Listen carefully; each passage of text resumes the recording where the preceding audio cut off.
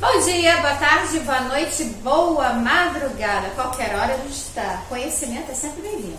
Olha só, galera, hoje nós vamos fazer uma introdução ao livro 5. Presta atenção, livro 5, se estou trabalhando, não quer dizer que vocês tenham a obrigatoriedade de abrir online a apostila do livro 5, ok? Eu só estou trabalhando o motivo. A matéria nós já acabamos e já revisamos. Então, acho necessário e muito bom fazer a revisão de várias matérias que eu sei que costumam cair no Enem. Ah, Valéria, você está revisando, vamos supor, muito texto narrativo. Hoje é texto narrativo. Sim, estou, até porque na prova de linguagens, que é língua portuguesa, você terá que saber o que é um texto, saber diferenciar, correção, quais são as tipologias textuais ali.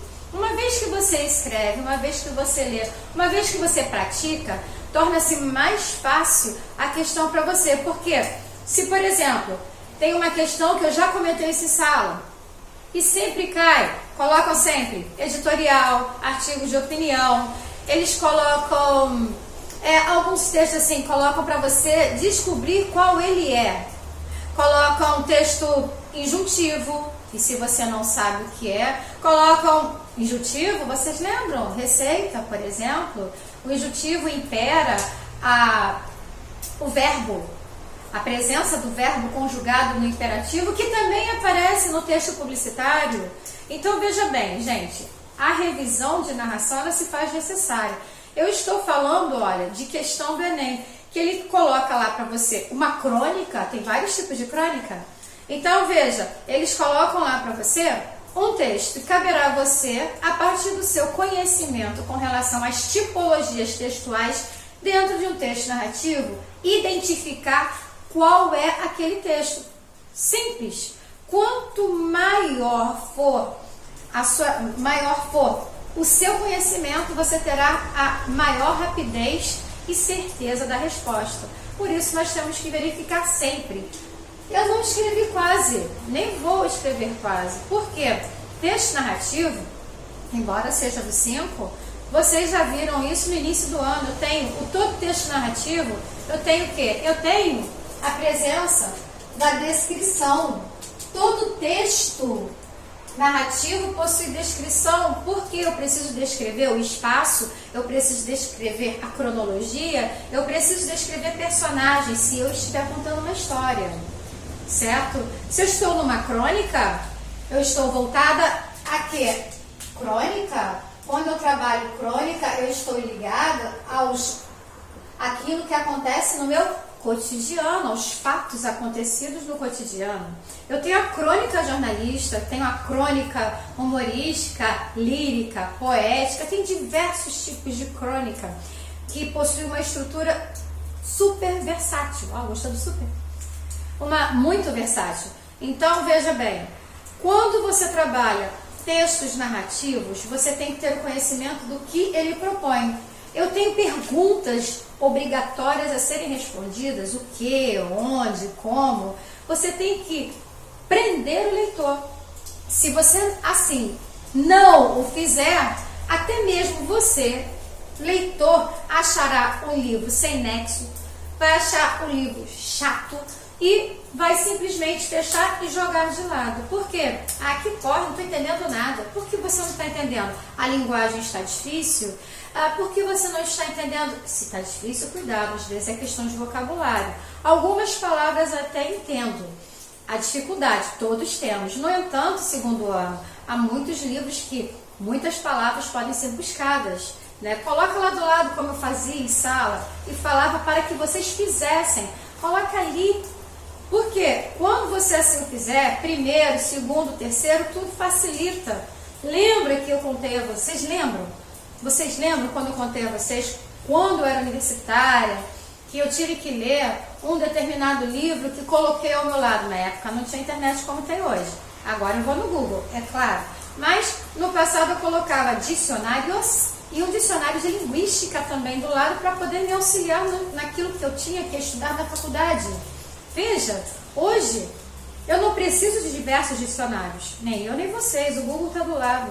Você só precisa saber dosar e administrar o seu tempo para você não se perder naquilo que você realmente precisa, certo? Então veja, quando eu penso em textos narrativos, eu tenho contos, eu tenho fábulas, eu tenho prólogo, deixa eu ver o que mais, eu tenho crônicas, já falei, eu tenho diversos textos, caramba, eu tenho, aula assim, né? Então, como eu quero ficar mais à vontade, vocês podem rir daí, que eu acho assim até interessante para suavizar um pouco essa aula gravada, que é muito chata. Eu tenho que imaginar que o que está na minha frente que não é nada, é parede, é escada, é cadeira, são vocês, né? Então, veja só, você tem que lembrar contos, fábulas, apólogo, crônica que eu já falei, textos jornalísticos, você tem vários, você tem a crônica argumentativa, você tem diversos tipos de crônicas que vocês vão ver depois. E já viram, na verdade, relembrar que essa é matéria do primeiro ano, correto? Vocês têm o jornalístico, jornal, reportagem. Passei para vocês um trabalho de reportagem. Esse trabalho de reportagem não é difícil. Notícia e reportagem tem que ter a presença da LID, matéria esta que eu coloquei no quadro.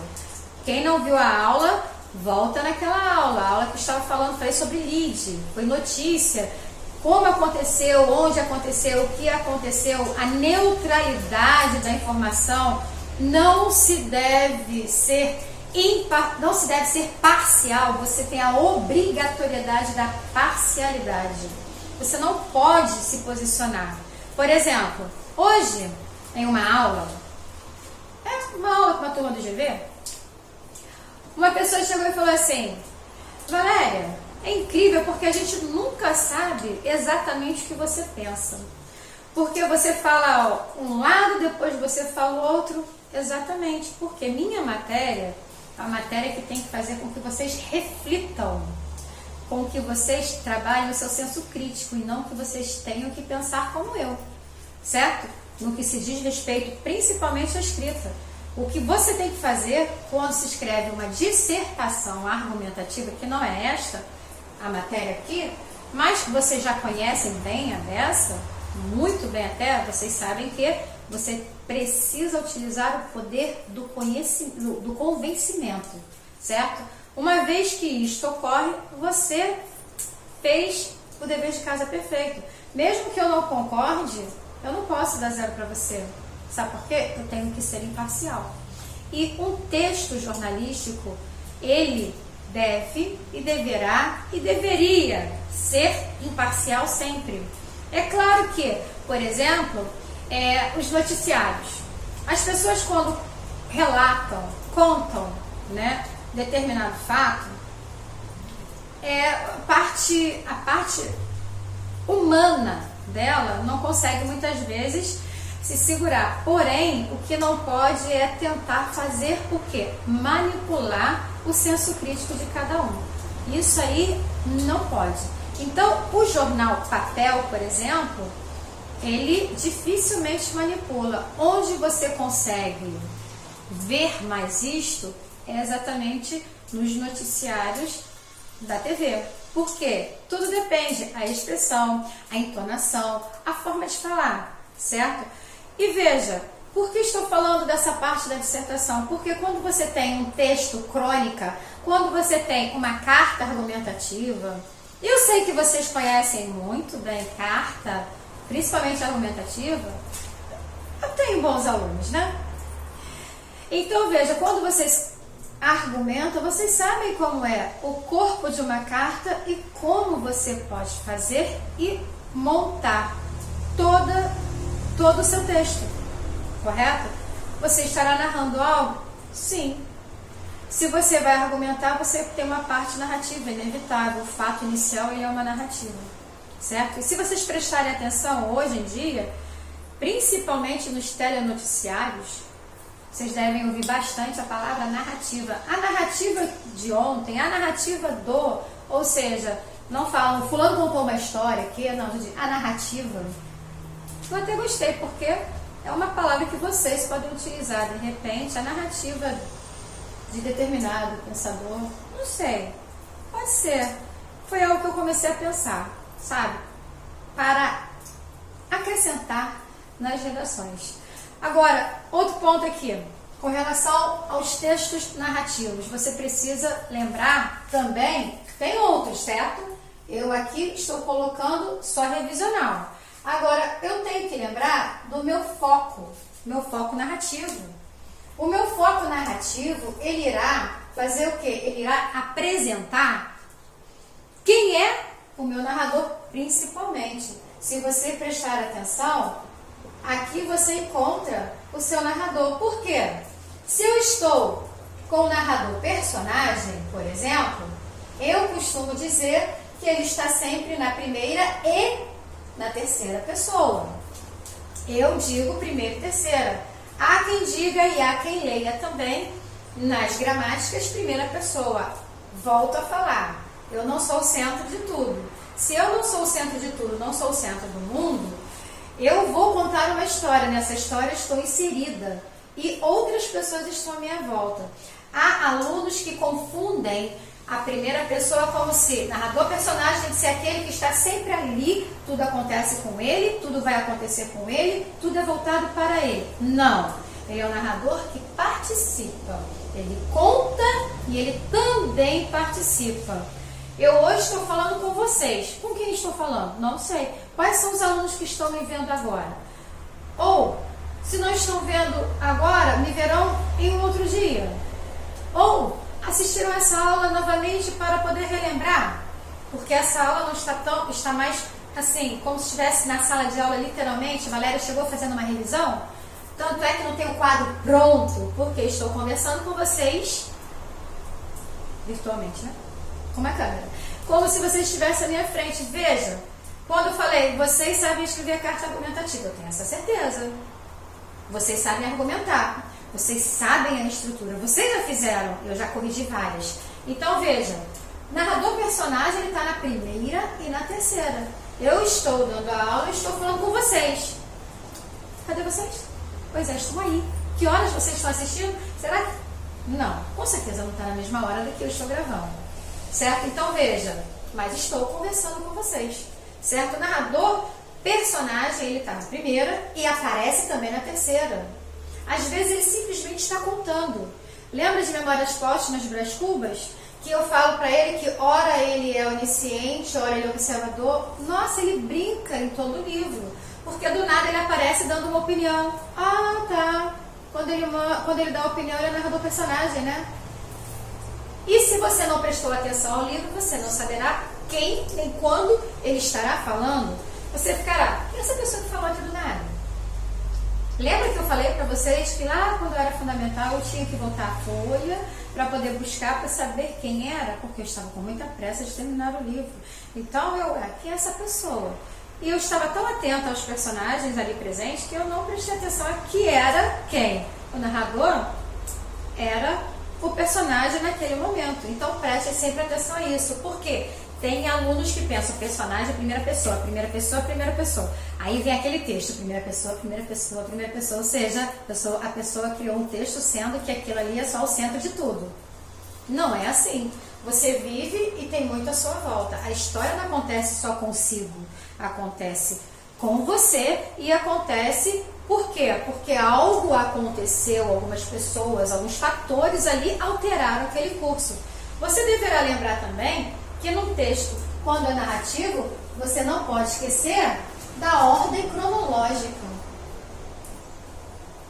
A ordem cronológica, ela jamais poderá ser esquecida, porque tem que ter coesão e coerência. Esse é um dos motivos de vocês terem tantas aulas a assistir, revisionais de coesão e coerência, porque é isso que vai fazer com que suas redações estejam sempre melhores. Eu preciso da coesão bem feita, referencial, sequencial, qualquer que seja ela, eu preciso da coesão ali muito perfeita no texto, certo? Outro ponto, narrador, eu falei do personagem, né? E agora eu tenho um observador. O observador, ele sempre aparece, prestou atenção no sempre? sempre aparece na terceira pessoa, ele conta aquilo que você está vendo. É visível aos olhos. Você só pode contar o que você vê. Por exemplo, eu agora estou vendo, está chovendo, eu estou vendo quadro, escada, mesa, mas não estou vendo vocês. Mas estou conversando com vocês como se eu fosse uma narradora onisciente. Por que narrador onisciente está na terceira pessoa? Em determinados momentos, quando eu não estou utilizando eu estou vendo, é só um exemplo, tá? A professora Valéria está conversando com os alunos. Ué, como é que ela fala com eles se ela não os vê? Como é que ela imagina que não foi visto naquela data e foi visto depois? Ah, mas peraí, como é que ela está sabendo que sabe escrever tão bem? Olha só, peguei, transformei como se fosse um observador falando da narradora personagem, transformando aquilo que foi falado, como sei que vocês escrevem bem. Como sei que vocês estão escrevendo com caneta azul?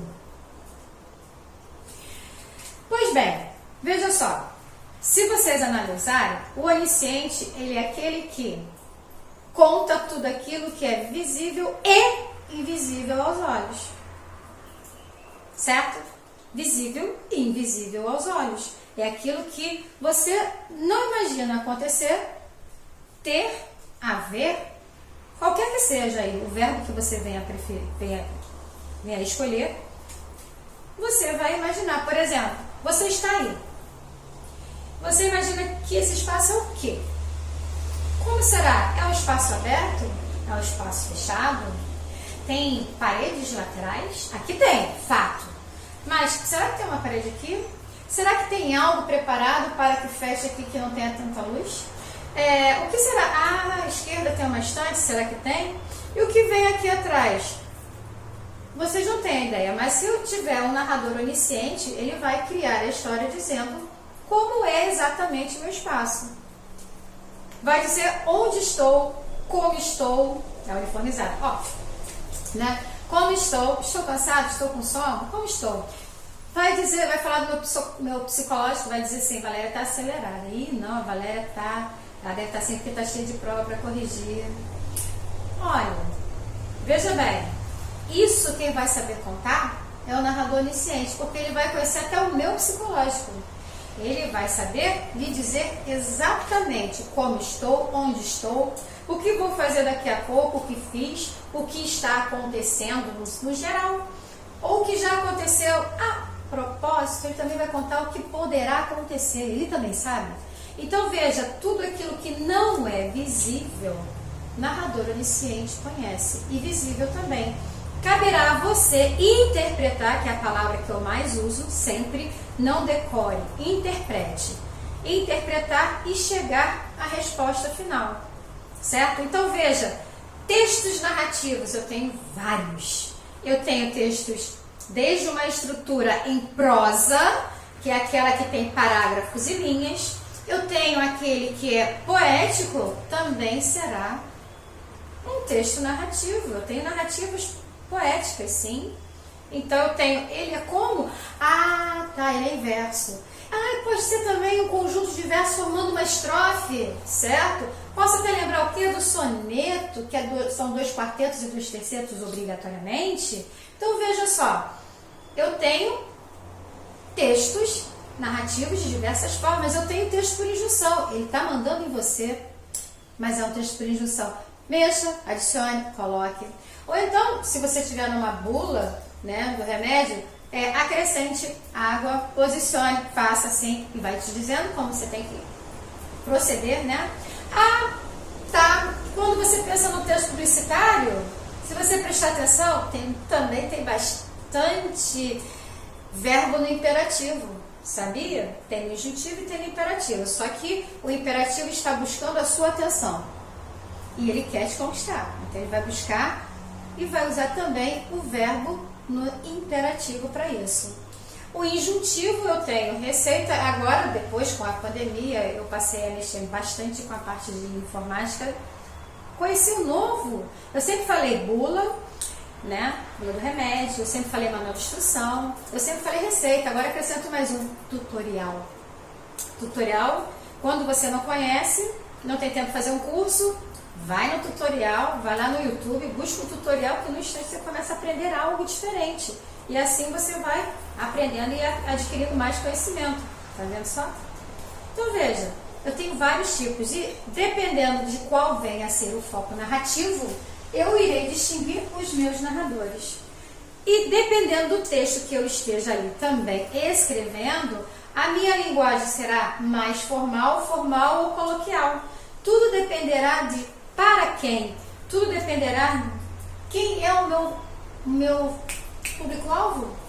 É criança? Ih, tua linguagem tem que ser bem simples, senão ela não vai entender, né? Ah, mas elas estão muito espertas, mas depois não vai entender. É mais fácil você ganhar igual o Ziraldo. O Ziraldo brinca com as palavras em vários textos narrativos. E Ziraldo, quem não gosta do Ziraldo? Ziraldo é do pequeno ao grande.